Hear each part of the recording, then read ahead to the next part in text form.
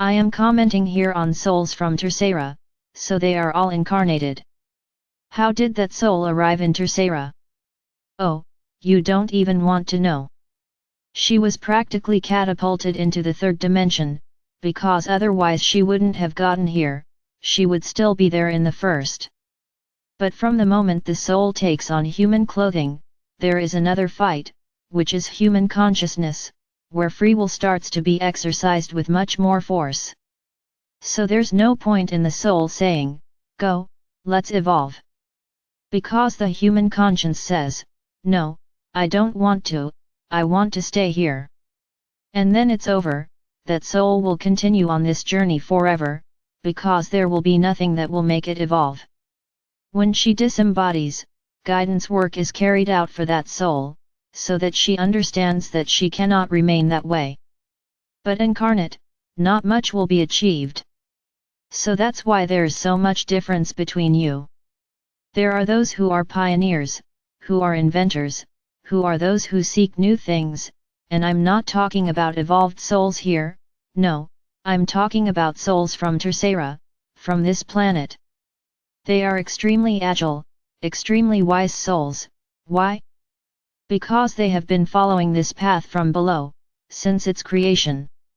So they stand out, they do good work for the whole, they do work that they feel is important for the planet. And be sure that the universe will conspire more and more, so that this soul rises. So this type of soul is ready for the fifth dimension. Ah, but is she from Tercera? What's the problem? He is an extremely evolved soul, within his level. Let's say she's already at the last level of the third dimension, so she's more than ready to ascend. Those who are still at the first level, who like to live in difficult, painful ways, who want everyone to feel sorry for them, because they are poor things. Forever poor things. Everything conspires for them to be poor things. They are those who cannot see that they are the ones who attract the whole poor thing process. Nobody is causing this, they attracted it. So it is important that you understand that you attract what you seek. If you are looking for, "No, I will do it, I will do everything. I'll make it," the universe will conspire for you to achieve it. And those more evolved souls will approach your journey to help you climb. It's where many climb, it's where many find their way and quickly change levels, because they want to, they chose to grow, they chose to evolve. But those who think they are eternally poor things, do not evolve, because even if someone comes and says, "Give me your hand, I will take you forward," "No, I don't want it, I don't deserve it, this is just my life," that's it, she's already labeled herself and that's what she'll have. So notice the differences in your world? Do you understand why some souls, no matter how much you try to help, they don't help each other? Because they have been like that since they were created. Discouraged souls, souls without will, and who will only, perhaps, change, when they leave this outfit and are guided to evolve. But many still return, reincarnate and continue the same path, they don't change. So do you understand when we say, we have to separate the wheat from the chaff? If the soul is on the first level of the third dimension, how will it reach the fifth? She still has a lot to learn, so she will continue resonating the third dimension in some other orb, somewhere else. And be sure that all these souls, who will lose their physical appearance here on planet Earth, are not just being taken like cattle to other places. Do you really think that we will punish these souls? Put them all in a big basket and get to an orb, turn the basket upside down and they would all fall into the orb? Is that really what you think? What did I just say here? That every soul is fitted for an orb, each soul is prepared to live in that orb. So the majority of Tercera souls here will arrive in another orb and be fine? Of course not, they will go through an adaptation process, a study process, a learning process, a process of evolution. So that they can enter that orb, complete the third dimension and quickly be ready to go to the fifth dimension later. Do you understand that nothing is being done as punishment? There is no punishment for any soul. You are the ones who punish yourself, we don't punish you. You reap what you sow, so if the soul made that choice, it is reaping what it chose. Only that. So there is no punishment in taking souls from this planet and placing them on another. Yes, there is an opportunity that perhaps in another orb, they will be able to see things differently and have the desire to evolve. Because here on planet Earth they didn't achieve this, they got tired and simply accepted being at the bottom of the third dimension. So they are being taken to begin a new journey, to see if they can become excited and begin a new stage of evolution. So, my brothers, the difference between souls, the difference between you, is not ours to create. You are the ones who believe, when you get complacent, when you give up, when you think you are extremely wronged, and you keep hitting this button all the time, I am wronged, and that's it, life has stopped. Instead of moving forward, leaving everything to the side, not always staying in the same place, I am a judge. I'm a poor thing.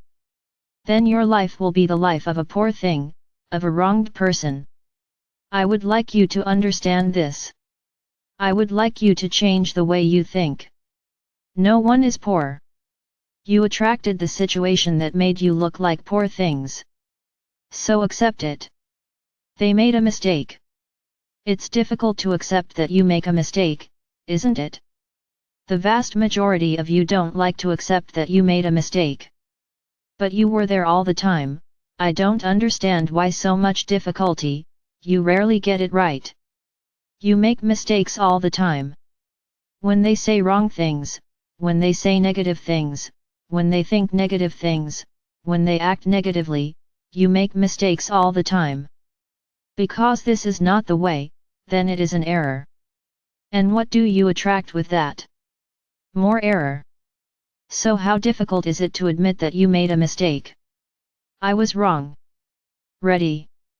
My goal now is to not make any more mistakes. Great, that's it. It's not about martyring your mistake, it's about moving forward, it's about moving forward, looking for new paths, it's not sitting at the door and crying. Ah, I lost everything. Then, sit down and just cry, why? To attract the pity of others? To attract the pity of others and be helped without doing anything? Just sit and cry? Or will you simply get up from there, roll up your sleeves and say, well, I'm going to rebuild everything again. And run after it? Ah, there are ways and means of moving forward. That loss could have been that big challenge, for a level jump. In which those who stand up, and yes accept solidarity, but not pity, because they too are walking their way out of that situation, they are not just sitting around waiting for someone to take pity on them. So many get up and fight, they believe they are capable and they succeed. Now, those who sit and cry, the level is gone, because that challenge has not been overcome. Remember, the biggest challenges in your lives are level crossings. Those whose impetus is to level up succeed. Those who don't, stay right there, making mistakes all the time, because they always think they are poor things. Everyone else is to blame but him. Everything bad that happens, it is the world that is to blame. It's the world that doesn't see me, it's the family that doesn't like me, it's my relationship that doesn't work, it's my job that sucks, everything is the surroundings. You are perfect, you don't make mistakes, you didn't cause all this around you.